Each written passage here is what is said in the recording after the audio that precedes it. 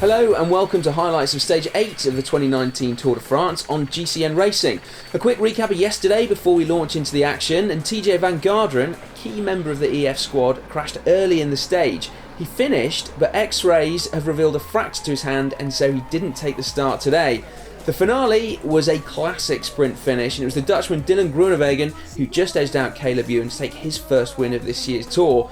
Giulio Ciccone held on to his slim lead in the overall classification, just 6 seconds up on Julian Alaphilippe, who, it must be said, will probably be licking his lips at what was in store today. A very hilly 200 kilometres from Mâcon to Saint-Étienne, no less than 5 second category climbs and 2 third category ascents, a total of close to 4,000 metres of climbing.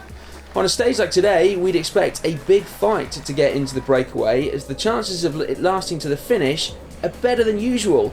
But the first move was the one that stuck, with Thomas de Gendt, Nicky Terpstra and Ben King. Poor Mads Schmidt, as you can see here, was just behind, but agonisingly couldn't latch onto the wheels of the escaping riders. Impressively though, Alejandro De Marchi had a go a few kilometres later and did successfully bridge across, although it took 15 k's full gas on his own to do so. The intermediate sprint came early in the stage, and Terpstra took the points in the breakaway for what it was worth. But back in the bunch, Bahrain Merida put in a full lead out for their man Sonny Colbrelli.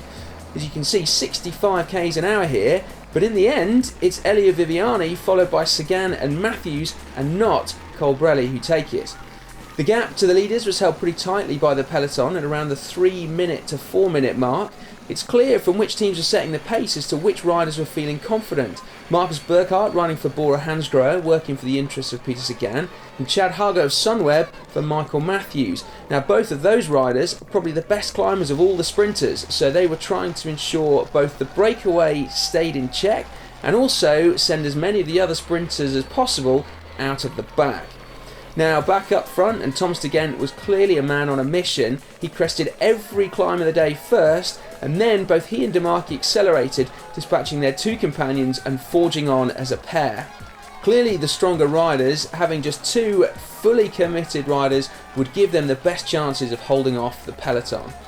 Astana started to ride on the Côte d'Aviers with 63 kilometres to go, and as you can see the gap is 3 minutes and 48. Now up front, and our two leaders were not hanging around, both of them nearly coming to grief on this corner. De Marchi just laying it down there in a very controlled fashion, but he regained contact with de Gendt soon after. Peter Sagan here in trouble at the back of what is now a fast charging peloton under the impetus of Astana and EF. With 15 kilometres to go and the bunch gets caught out on a very tricky right-hander, we can see that the whole of Team Ineos getting caught out. A quick bike change and a very well drilled chase is what's in store.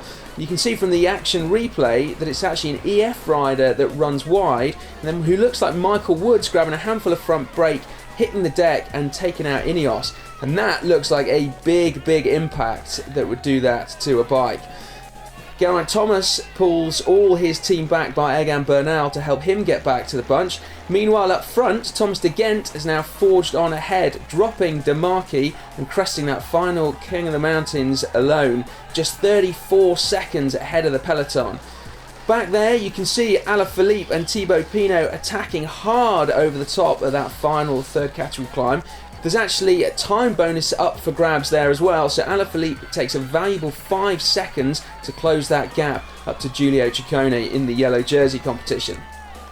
Miraculously though, Thomas de Gendt is still out front and holds on to his 30-second advantage despite the efforts of Alaphilippe and Thibaut Pinot on the steep descent into Saint-Étienne.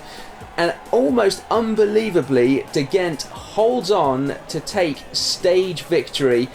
Thibaut Pinot crosses the finish line in second place. A consolation for Alaphilippe that he will go into tomorrow's stage, Bastille Day in France, wearing that all-important yellow jersey. And you can see the peloton finishing 26 seconds later. Still some fast riders in that bunch, with Matthews, Sagan and Trentin. Both the Ineos team leaders, Bernal and Geraint Thomas, also finishing safely close to the front.